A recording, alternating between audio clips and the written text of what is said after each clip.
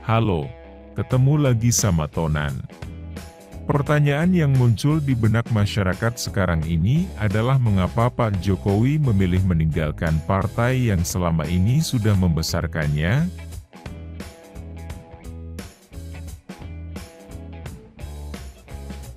yang sudah memberi banyak kesempatan kepada dia dan juga anak dan menantunya untuk berkiprah di dunia politik di tanah air.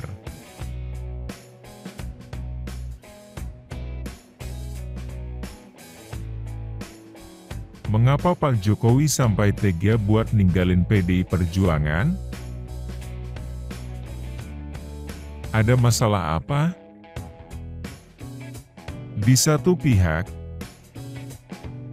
di pihak para pendukung Mas Gibran,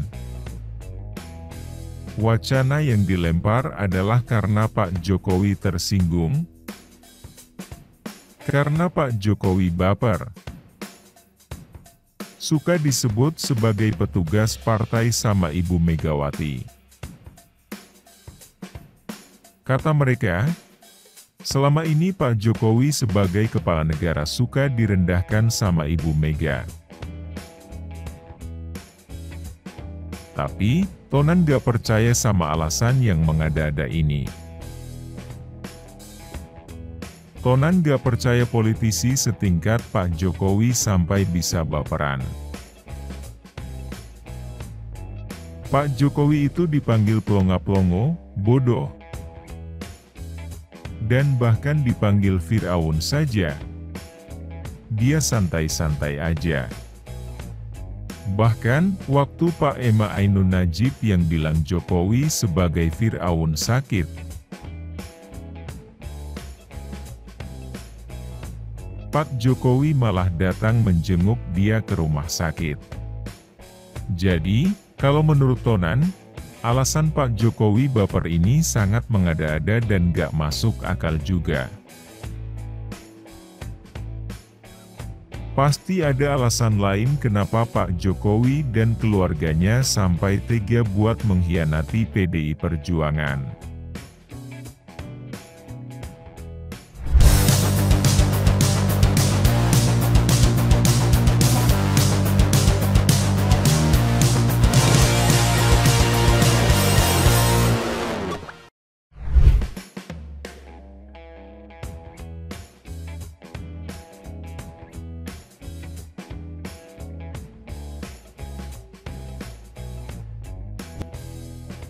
Tonan yakin.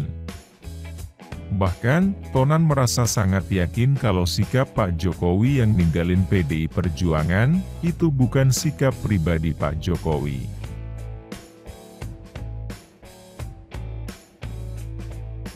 Pasti ada kepentingan-kepentingan di sekeliling Pak Jokowi, orang-orang dekat dari Pak Jokowi yang ikut bermain. Misalnya saja, Tonan menduga, orang seperti Pak Luhut Panjaitan pasti ikut bermain karena punya kepentingan.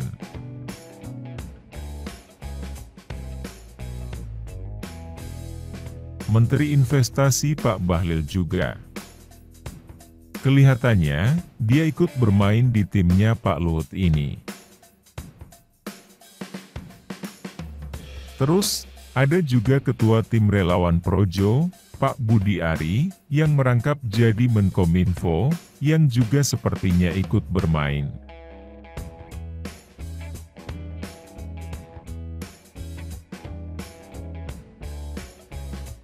Kemudian, tentu saja ada keluarga Pak Jokowi sendiri.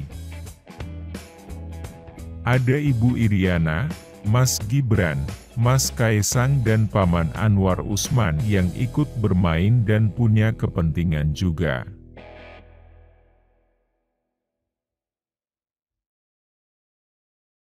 Jadi, menurut Tonan, langkah politik Pak Jokowi akhir-akhir ini bukan semata keinginan Pak Jokowi pribadi, tapi juga karena ada kepentingan orang-orang di sekelilingnya. Makanya, Soal kenapa Pak Jokowi dan keluarganya sampai tega buat mengkhianati PDI Perjuangan? Tonan termasuk yang percaya kalau ini terkait masalah kepentingan kelompok yang udah Tonan sebutkan tadi.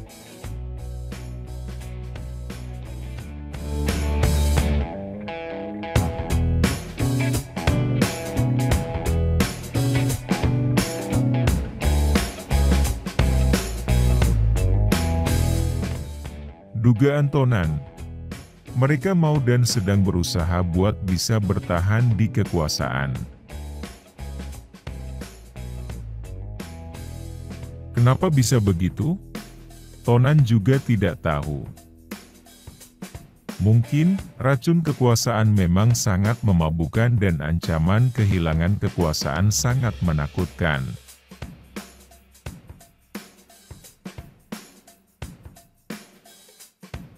Dari sini, Tonan jadi bisa ngeliat kaitan. Ada benang merah. Ada kaitan antara wacana buat melakukan amandemen UUD 45 supaya masa jabatan presiden bisa 3 periode.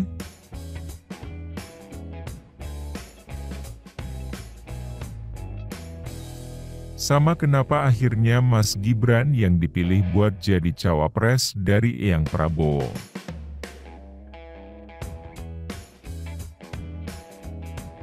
Kalau kalian ingat, dulu itu ada semacam permainan sandiwara.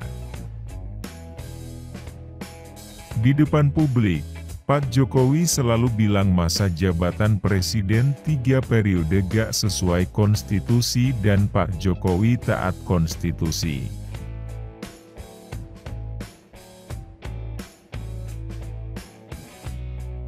Tapi, di belakang layar, orang-orang Pak Jokowi giat membangun wacana amandemen UUD 45 supaya masa jabatan presiden bisa 3 periode.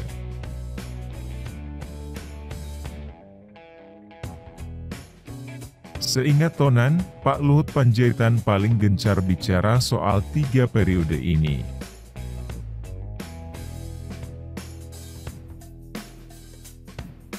Bahkan, Pak Luhut klaim kalau usulan ini berdasarkan aspirasi masyarakat yang diambil dari Big Data.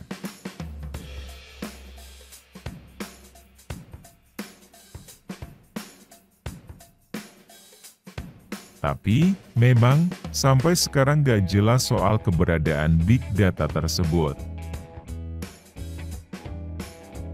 Selain Pak Luhut, beberapa ketua partai juga terlibat mengangkat wacana ini,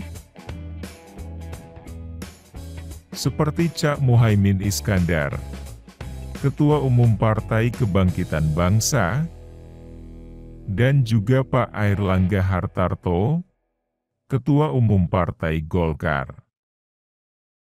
Lalu, seingat Tonan, ada juga deklarasi para kepala desa di bawah bimbingan Pak Luhut yang deklarasi mendukung wacana 3 periode ini.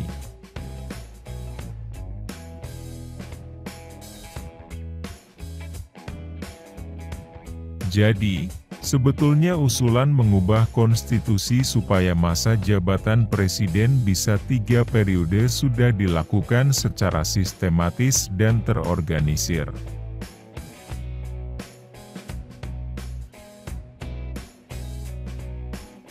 Tonan ragu kalau Pak Jokowi gak tahu menahu soal gerakan orang-orang dekatnya ini.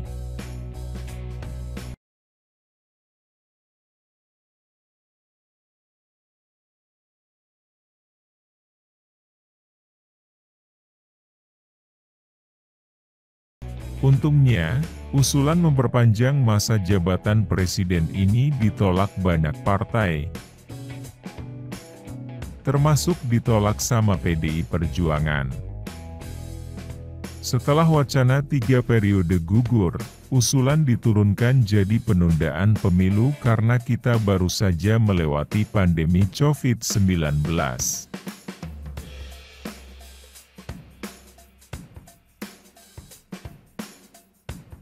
Tapi, usulan menunda pemilu buat 2 atau 3 tahun ini juga ditolak partai-partai. Pemilihan presiden baru tetap dilakukan di tahun 2024. Sekarang, kita bisa paham kenapa Mas Gibran begitu dipaksakan buat jadi cawapres dari Eyang Prabowo.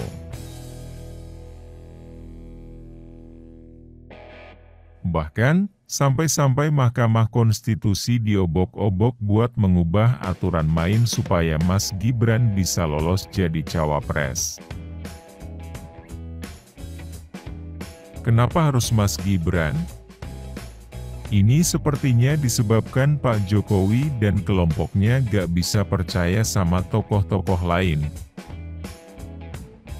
Seperti misalnya Pak Erick Thohir atau Mas Ganjar Pranowo, buat menjaga kepentingan mereka kelak. Pak Jokowi dan kelompoknya mungkin merasa mereka harus benar-benar bisa bertahan di kekuasaan supaya aman.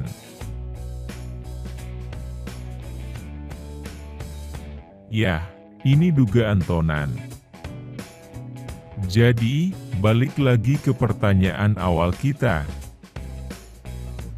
Soal kenapa Pak Jokowi sampai tega buat ninggalin PDI Perjuangan, menurut Tonan jawabannya yang barusan itu. Ini semata-mata buat bisa bertahan di kekuasaan. Pak Jokowi masih mau cawe-cawe lama di pusat kekuasaan? Lewat anaknya, walaupun dia udah gak jadi presiden lagi.